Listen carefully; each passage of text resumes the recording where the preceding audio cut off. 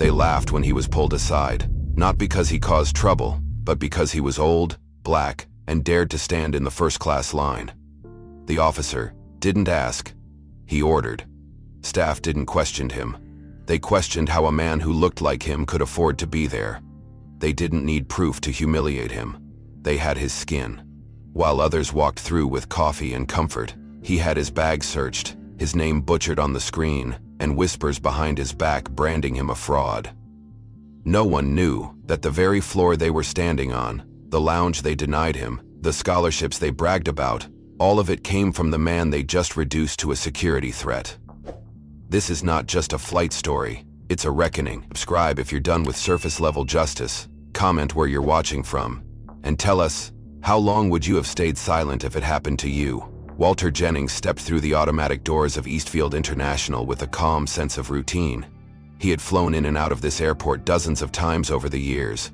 Yet something about this morning felt more tense. He was dressed in his usual quiet elegance, wool coat, crisp shirt, polished shoes, and carried a single leather bag slung over his shoulder. He walked slowly but with presence. The terminal buzzed with activity as business travelers and vacationers bustled around him, but Walter moved deliberately, unaffected by the noise or the rush. He approached the sleek self-service kiosk where passengers scanned their documents and retrieved their boarding passes. The man ahead of him, wearing jeans and a ball cap, scanned his ID, tapped the screen a few times, and proceeded. Walter stepped up next, placed his state-issued ID on the reader, and slid his boarding pass into the slot. The machine froze for a second, then blinked red. An employee from the customer assistance counter noticed the alert and walked over briskly. She was young, sharp-featured, with a badge clipped to her collar. She glanced at the screen, then at Walter's ID, and immediately tapped her earpiece. She didn't greet him, she didn't explain, she simply asked him to step aside for manual verification. Walter complied without question. As he moved, a woman in sweats and an oversized hoodie came up to the same machine. Her carry-on looked like it had seen better days, and her sneakers were matched. The scanner turned green for her in seconds. The same employee who flagged Walter offered the woman a smile and waved her through. Walter, meanwhile, stood alone in the designated assistance lane. A secondary agent approached with a clipboard and a portable scanner. He checked Walter's documents again, then typed into a handled device. The screen showed something that made the man frown slightly, though he said nothing. After a few more clicks, he informed Walter that his travel profile had been flagged internally for income verification. No further details were offered. Walter calmly handed over a secondary ID, linked to his foundation, hoping it would expedite the process. The agent glanced at it, copied a number into his tablet, then asked Walter to wait. He stepped aside to consult with a supervisor. Behind Walter, more passengers moved effortlessly through the automated lanes. The flow never slowed for anyone else. It was clear that whatever flagged Walter was specific to him and invisible to everyone else. 10 minutes passed before the employee returned. Walter was told he could proceed to his gate. There was no apology, no acknowledgement of the holdup. As he walked away, he passed a series of posters along the wall. One caught his attention. It featured a smiling child wearing a miniature. At the bottom corner, in faint print, sat the logo of the Jennings Foundation. His foundation. The irony stung, but he said nothing. He simply kept walking. People passed by, unaware that the man they had just seen rerouted through security was the very person whose money had modernized this terminal.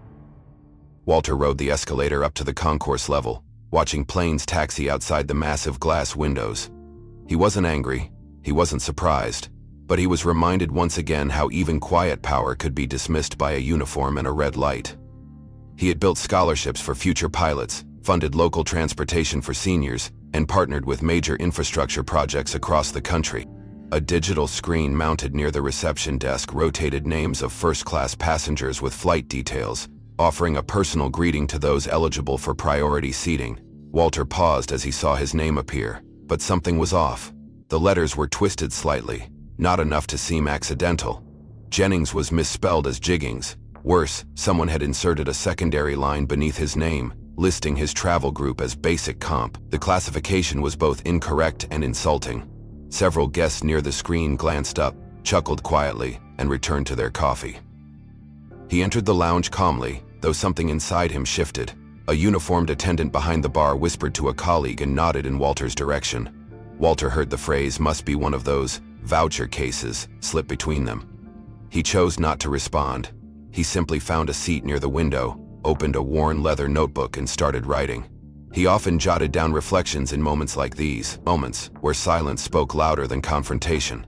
The screen continued to flash passengers' names, greeting each one with "Welcome aboard" or "We appreciate your loyalty." His name didn't return again.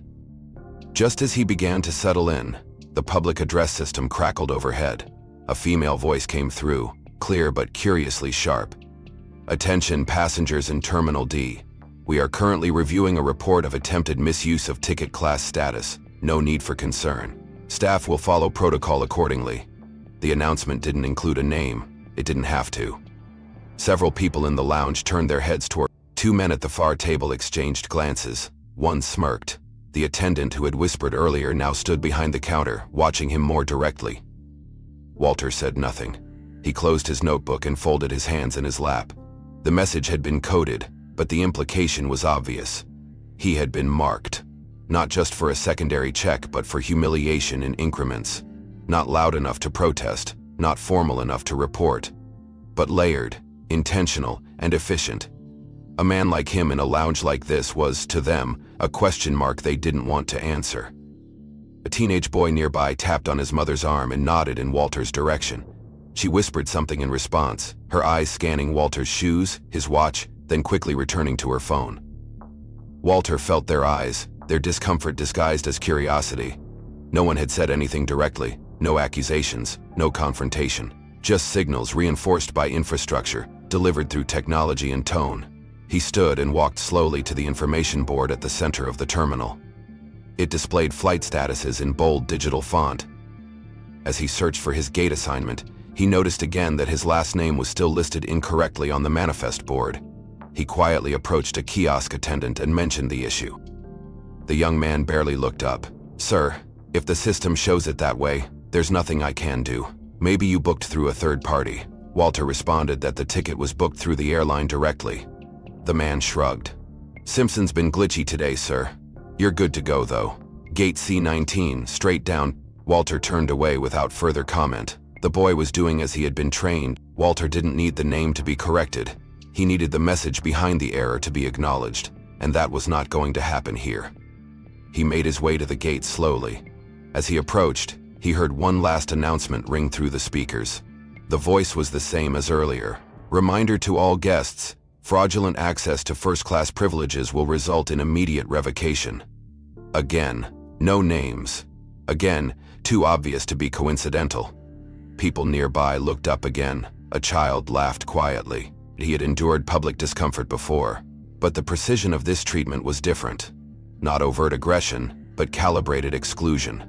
When boarding was called for security pre-screening, Walter rose quietly and moved toward the queue reserved for first-class passengers. He was halfway through the winding lane when an agent with a tablet intercepted him. "Sir, you've been selected for elevated screening. Please follow me." There was no tone of suspicion in the voice, only procedural distance. Walter offered no resistance. He followed without a word. The screening room was behind a frosted glass partition, quiet and brightly lit. A male officer waited beside a conveyor belt, gloves already on. "Please place your belongings on the belt, including jacket and electronics." Walter complied. His leather carry-on passed through the scanner.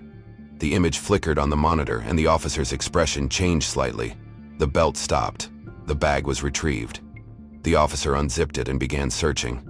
Within moments, he removed a small rectangular box wrapped in felt. Inside was a gold-plated fountain pen with a navy lacquered finish. Its cap bore a discreet government insignia, a ceremonial gift from a state event Walter had attended the year prior. The officer held the pen up to the light, then glanced at Walter with practiced neutrality. "This wasn't listed on your declared item list, sir. Is it new?" Walter responded plainly. "That pen is over a year old, and it's a personal item, not electronic, not hazardous." The officer didn't acknowledge the explanation. Instead, he placed the pen in a separate tray and called for another agent. A second man entered with a portable scanner, examined the pen, and asked for the origin of the item. Walter repeated the story. The second man then stepped out, taking the pen and a clipboard with him. Walter stood waiting, coat off, arms folded, the weight of the gaze around him increasing. The door to the hallway remained slightly ajar. A passing employee paused, glanced inside, saw Walter without his belongings, and kept moving. To someone uninformed, the scene would look like a security intervention. Minutes passed. The first officer asked Walter to sign a form, stating he understood his item would be held for evaluation and that he agreed to remain cooperative during the process. Another line on the form stated the traveler agreed not to verbally dispute the review within hearing of other passengers. Walter paused at that sentence. So this is what silence feels like in writing, he thought. He signed the officer nodded, clipped the form to a folder and gestured to the corner chair. Please wait here until we call you. Walter sat, back straight, eyes still. The absence of his pen was irrelevant. What mattered was the implication. Outside the screening room, a woman walking past leaned toward a fellow passenger and whispered something while pointing discreetly at the frosted window. A child tugged on his father's sleeve and asked something. The father nodded, not looking at Walter directly but clearly tracking the event through the glass. The second officer returned 5 minutes later, returned the pen without apology, and declared it cleared. Walter accepted it with no reaction. He placed it back in its case and waited until the agent handed him a receipt confirming the temporary hold. As he stepped back into the terminal hallway, Walter sensed it clearly. The distance. People made space around him, not out of respect but out of uncertainty. No one said anything, but their movements told stories. A security officer had just held his belongings, a paper had just been signed. A man had just sat in a room alone while something was examined. He walked back to gate C19 without speaking, sat again by the window, and returned to his notebook. He did not write anything this time. He simply opened it, placed his returned pen on the page and let it sit there. He didn't need to check his watch to know that something else was coming. His instincts had never failed him, not in the courtroom, not in board meetings, and certainly not in the subtle patterns of social exclusion.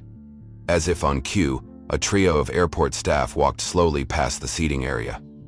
Two had phones in their hands, angled discreetly but not invisibly.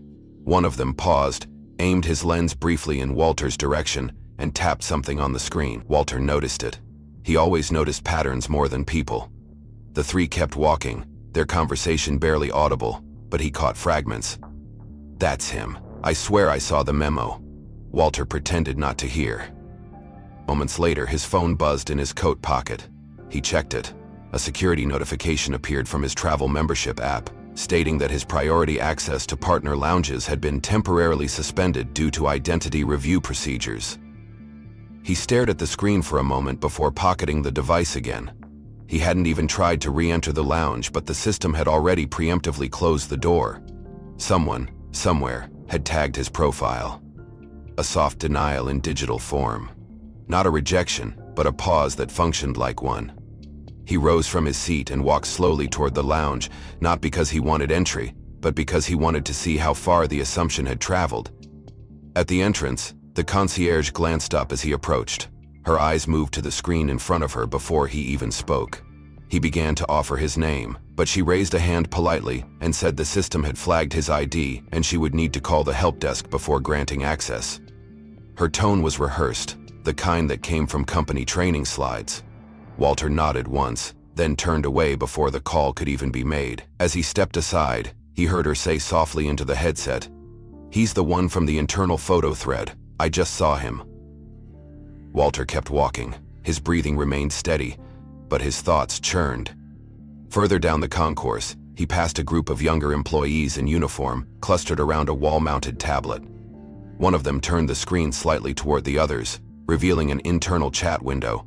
A blurry photo taken from a distance showed a figure matching Walter's build and coat. A caption beneath it read, "Subject matches description of impersonation suspect from April incident." No formal complaint had been filed. No confrontation had occurred, but the evidence was spreading through glances, whispers, and internal posts that told their own version of the truth. Walter stopped by a bench and sat again. He closed his eyes for a brief moment. He had been mistaken before, misjudged, but never like this, never with systems quietly allying to define him as something he was not. A message arrived on his phone again. This time it was from the airline directly, confirming a pending review of his account due to a loyalty inconsistency. He had spent years building status, not for the prestige but for the access it gave him to move freely while doing work that mattered. Community grants, scholarships, infrastructure improvements. It wasn't just about travel, it was about trust. That trust was now evaporating, one alert at a time. Walter looked up and noticed a cleaning staff member near the trash bins, pointing toward him while whispering to a uniformed security staffer. He was quick, but unbeseechingly. He let the moment pass without expression. It was easier that way. The less you reacted, the less they had to use. He felt their momentum without needing to see them, the invisible machinery of narrative tightening around him. A notification appeared on his phone screen, one he did not open immediately. When he finally tapped it open, the app loaded an image of himself sitting right where he was now, taken from a higher angle, possibly the second-floor mezzanine. The photo was edited into black and white, with a filter that exaggerated every wrinkle and shadow on his face. Above the image was a caption that read, "When fake philanthropy runs out of excuses." Below it, thousands of likes. The account belonged to a verified user, a travel lifestyle commentator with a following large enough to make the post viral in minutes. The image was spreading quickly. The post didn't mention his name directly, but the comment section filled in the blanks. Some recognized him, others speculated. A few even inserted unrelated headlines from years ago about fraudulent charities and leadership scandals, none of which involved him. The algorithm didn't care about truth, it cared about pattern recognition, emotional reaction, and engagement. A second photo appeared within the hour, showing him from the security room earlier that day, coat off, pen being inspected. This time the caption read, "Another one caught faking status." Comments piled up. People debated whether he was a criminal or just a liar. Some said he looked dangerous, others said he looked tired, but very few asked who he actually was. Fewer still questioned the source. Walter's phone vibrated again. This time it was a message from a former colleague, someone from the board of a nonprofit he had helped found years ago. "Are you okay? I'm seeing something weird online." He did not respond. There was nothing to say. The story had already left the airport. It was now moving through screens and headlines, becoming part of something larger, something more dangerous. He stood up and made his way toward the nearest information screen, not because he needed flight updates, but to recalibrate. His flight was still on time, but his image was not. It had been altered, recontextualized, and now repurposed into a warning, a lesson in appearance, a tool for clicks. Nearby, a child asked his parent something while pointing toward Walter. The parent leaned down and replied, then gently moved the child away. Walter caught a piece of the response. "That's what happens when you pretend to be someone you're not." He closed his eyes for a second, steadying his breath. The words were not spoken to him, but they pierced deeper than those meant to be. Across the terminal, a group of young passengers stared at their phones, looked up, stared again. One of them held the screen up toward Walter's direction, laughing under their breath. He moved to a less crowded part of the terminal, somewhere with fewer sight lines. But it was too late. The narrative had momentum now. A trending hashtag had formed around the phrase, "gate faker," combining the context of airport travel and deception. Posts came with edits, memes, and fake quotes attributed to him. One even paired his face with the phrase, "Not every hero wears a suit." Some just steal them. The cruelty was casual, clever, and packaged for entertainment. Walter had spent his life funding projects for underserved communities, building libraries, hospitals, and even this very terminal. Yet in the hands of digital strangers, he had become a symbol of false generosity. Name, though never mentioned outright, had become a placeholder for whatever narrative people needed. He glanced toward the far end of the terminal, where the VIP holding area offered a more secluded space, one he was fully entitled to access. A moment later, a uniformed staff member approached, holding a tablet and wearing a tight, secure issue. "I'm afraid we'll have to ask you to wait elsewhere until the situation is reviewed." Walter blinked slowly, not out of confusion but out of familiarity. He had heard worse phrased more politely. The VIP area wasn't crowded. A few travelers sat scattered across plush chairs, reading magazines or scrolling through phones. No one appeared to be reacting to anything unpleasant. But the language of exclusion rarely shouted, it whispered. It disguised itself as policy, as neutrality, as health and safety. Walter stood, buttoned his coat, and exited without a word.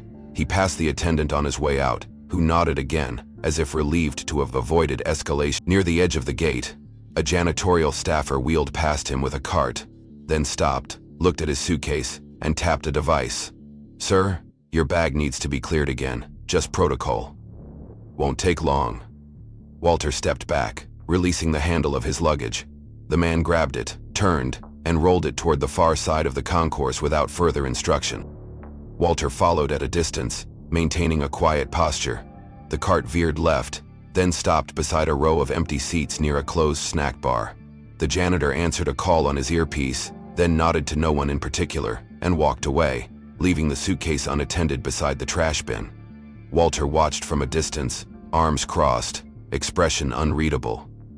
Passengers passed by, glancing at the lone bag with a mix of curiosity and concern. A security officer on patrol paused and frowned, tapping his radio. Within seconds, a second officer appeared, and both began inspecting the bag without touching it. Walter approached, calm and deliberate. "That's my luggage," he said. The second officer asked for ID. Walter presented it. There was a pause, then a nod. Then silence. The bag was released without explanation. Walter returned to his seat, but the memory of what had just happened settled in like fog. Indirect, slow, and thick. He was being managed. Not accused, not arrested, but controlled. Distanced, displaced. The complaint about odor had never been real. It had been a proxy. A convenient excuse to remove someone whose presence disrupted the comfort of others, not through action but through perception. He knew this strategy well. He had studied it, funded studies on it, and now he was the subject of it. The irony was clinical. A nearby digital display flashed a boarding announcement. A group of business-class travelers rose. One man stopped in his tracks, turned, and stared at Walter for a moment before walking on. Behind him, two young women laughed quietly as they checked their phones, glancing toward Walter's direction, then turning the screen to show, something likely, one of the circulating images. Walter let it pass. He had learned long ago that dignity required conservation. Some responses cost more than silence.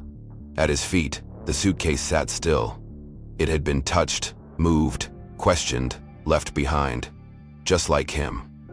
The pattern of humiliation had unfolded with such precision that it almost felt engineered. The staff didn't need to raise their voices. The systems didn't need to call him out by name.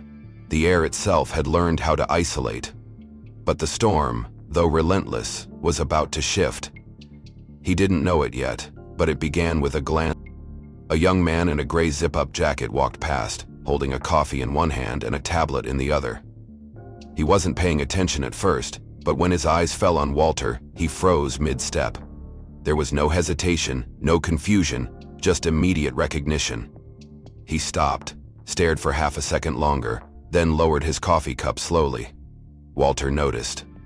The young man approached cautiously, as if entering sacred space. His voice was low but certain. "Sir, are you Mr. Jennings?" Walter looked up without answering. The man continued. "I received your scholarship 6 years ago. The Jennings Foundation changed my life. I wouldn't be standing here as a Boeing engineer if it weren't for you." Walter gave a small nod. The young man blinked, overcome, then stepped back without another word. There was no handshake, no performance, just reverence. He walked away, but not before turning back once more, as if to memorize the moment. Walter exhaled slowly, as though the air had finally shifted after being held too long. He knew that recognition meant nothing to the systems that had tried to erase him today, but it meant everything to the human soul, in front of him. For a brief second, truth had pierced distortion.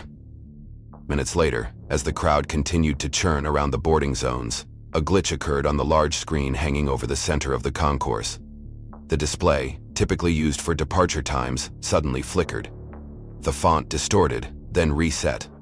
Instead of gate numbers, the screen displayed a promotional banner for Eastfield Terminal expansion partners.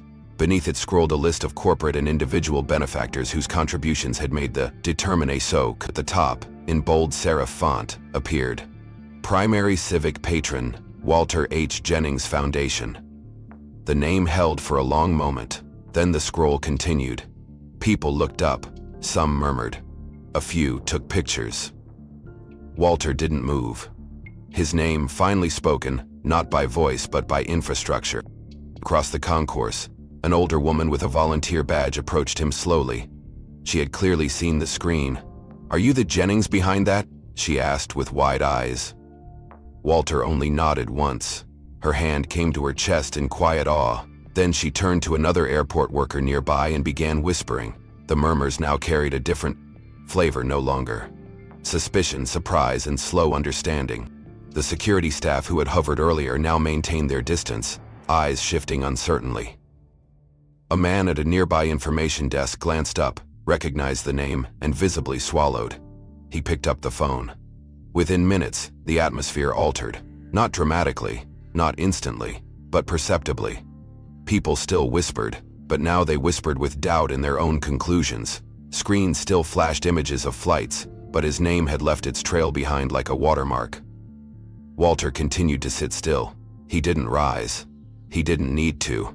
For the first time since stepping into the terminal, the narrative no longer moved entirely against him.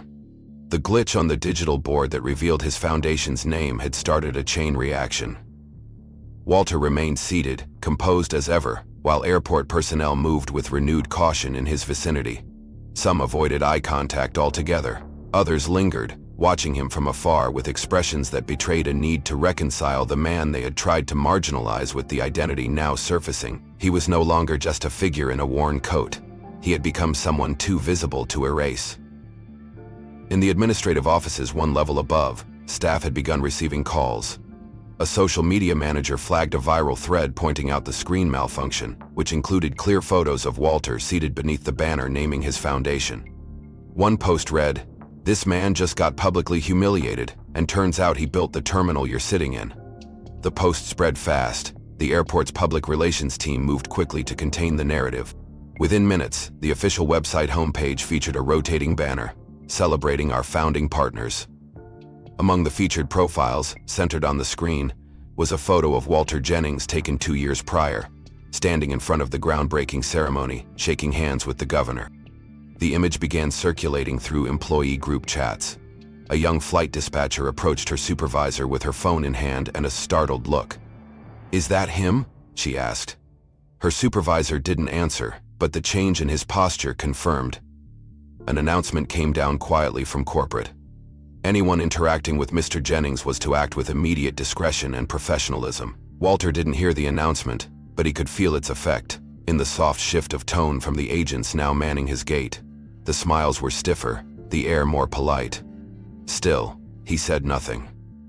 Moments later, a group of students approached.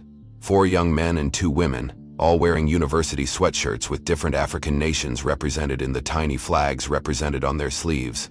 They walked slowly, almost reverently, until they reached Walter. One of them, taller than the rest, spoke first. "Sir, I think you may not remember us. We're on our way to a climate research exchange program in Toronto. All of us were recipients of Jennings Foundation scholarships. You made that possible." Walter looked up calmly.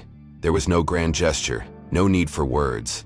He nodded once, and the students, one by one, shook his hand with visible emotion. One asked gently if he might sign the corner of her program folder.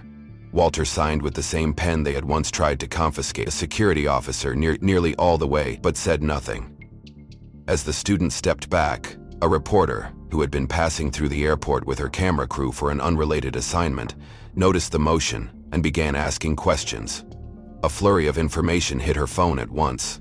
Social media tags, forwarded press bulletins, an internal leak from a junior staffer confirming the name. Within minutes, her crew had turned their lenses toward Walter, though from a respectful distance.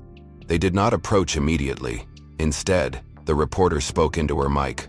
"We're standing here with none other than Walter Jennings, philanthropist and infrastructure investor, whose name recently reappeared in connection with Eastfield Terminal." As she spoke, passengers nearby paused. Some pulled out phones. Some looked out phones, remembering the name. A full thread was assembled by a digital journalist within an hour, aligning timelines, faces, and evidence. The story was no longer fragmented. It had form. It had chronology, and it had a name. National news networks picked it up as breaking coverage. Philanthropist mistreated at terminal he helped fund. The clips played side by side, one showing Walter's bag being taken without reason, another showing his name atop the donor list, and a third showing the students thanking him. Then the image of Brad Lowell, standing arms crossed in the early hours of the day, spread across headlines with a single caption. Within airport administration, crisis meetings convened immediately. HR logs were pulled. A disciplinary notice was filed. Brad was notified via internal system and removed from active duty pending full investigation. His response was muted. "I didn't know who he was," he said. But the issue wasn't ignorance. It was intent. He had known enough to belittle, to separate, to exercise discretionary power. That power was now being audited. A junior staffer posted anonymously, "There's a reason we're told to check names before we assume." That reason just went national. In the staff lounge, silence sat. The ones who had chuckled earlier that morning now avoided eye contact entirely. The airline issued an official statement by afternoon. "We deeply regret the mistreatment of Mr. Jennings, one of our nation's most impactful philanthropic figures." The statement listed his contributions to education, transportation, and healthcare. It included details on his foundation's funding of 3 airport medical response units and 10 first-generation college scholarships awarded to airport employees' children. A senior vice president followed, with a broadcast interview, stating, "We are not proud of what happened, but we are committed to making it right." Walter was not watching. He didn't need to. Words without understanding meant nothing, but consequences did. Later that day, the airport authority released a second message. It announced a formal recognition ceremony to be held the following week, during which Terminal D would dedicate a newly constructed learning center in Walter's name.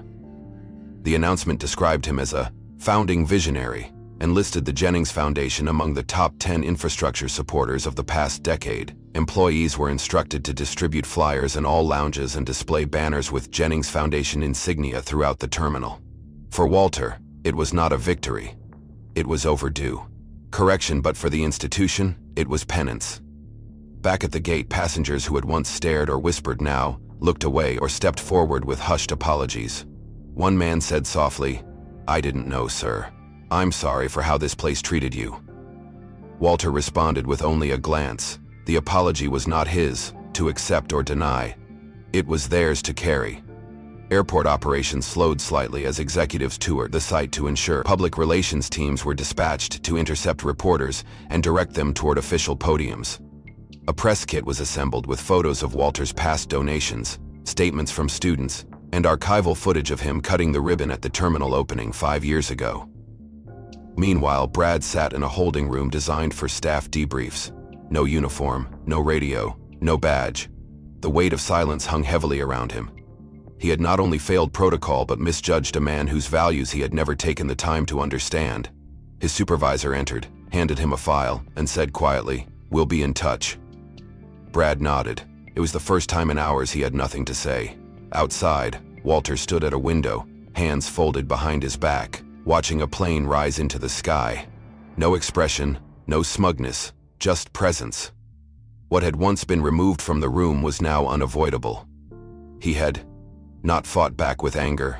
He had not demanded justice aloud. But it had arrived all the same. In the days following the public acknowledgement of Walter Jennings' identity, the airport underwent a transformation deeper than any structural renovation. The recognition event was modest but sincere, attended by civic leaders, students, employees, and members of the public who now viewed Walter not only with reverence but with remorse. Though Walter himself accepted the gesture with quiet composure, what lingered was not the applause, but the impact it triggered in those who had once dismissed him. Among them was Brad Lowell, now suspended, who had requested, through a handwritten letter, to meet Walter in person.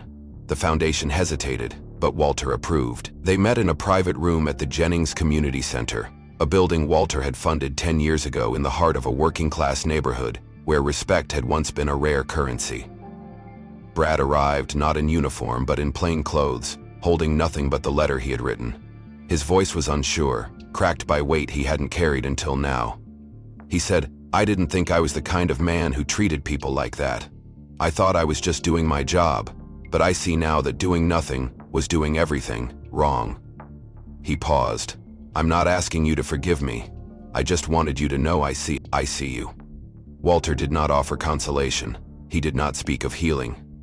Instead, he handed Brad a packet. Inside was an application for volunteer service at the Foundation's urban literacy program. Brad looked down, eyes wet, and nodded without a word. That silence was more honest than any press release. Elsewhere, Rachel Pierce had resigned from her position 2 days after the footage aired. She issued no public statement. Instead, she enrolled herself into a program called Relearning Empathy, a 12-week curriculum sponsored by the Jennings Foundation that combined history, storytelling, and service-based immersion. During orientation, she confessed quietly to the facilitator, "I thought neutrality was safety. I see now, it was compliance." Over the weeks that followed, she volunteered at a youth center tutoring immigrant children. One day, a girl asked why she came every week. Rachel smiled and said, "Because someone built this place when I didn't deserve it, and now I want to build something back." The changes were small at first. Posters updated, staff retrained, passive policies reviewed. But a culture that once ran on quiet bias began making noise in new ways. Signs appeared in lounges that read, "Services is measured by dignity, not assumptions." A staff memo was circulated urging all departments to review not just procedures but behavior patterns. The airport held an internal seminar titled Silent Systems, Loud Consequences, attended by over 300 employees. The keynote speaker was a young engineer who had once received a scholarship from Jennings and now led logistics for a global aerospace firm. His final sentence hung in the room. "We can't erase the systems we build, but we can rebuild what they forgot to value." Walter never asked for apologies. He never asked for reparation. But his presence demanded introspection. In the months that followed, the Jennings Foundation received over 100 applications from former staff, law enforcement, and corporate employees seeking to participate in its service exchange programs. Among them was a janitor who had once mishandled his luggage. He now led a youth internship group that taught respect through service at the end. Another was a social media coordinator who had laughed at the viral meme. She now worked full-time producing content that highlighted untold stories of overlooked individuals in public spaces. Walter kept to his routines. He traveled again, attended meetings, funded clinics. But his name, once used as a cautionary whisper, had become a symbol carved into the walls of places he had once entered unnoticed. One afternoon, while sitting in the very lounge that once rejected him, a young staffer approached nervously and offered him a cup of tea, without being asked. She smiled and said, "We're better now, because of what we saw." Walter looked at her, nodded once, and said softly, "Then make sure someone else never has to be the reason you improve." She nodded. The tea remained untouched, but the moment was received. The end. If this story made you pause, reflect, or feel something deeper, consider subscribing for more real narratives like this. We'd love to hear your thoughts. What part of this moment struck you the hardest, and where in the world are you watching from? Drop a comment below, and let's talk about it.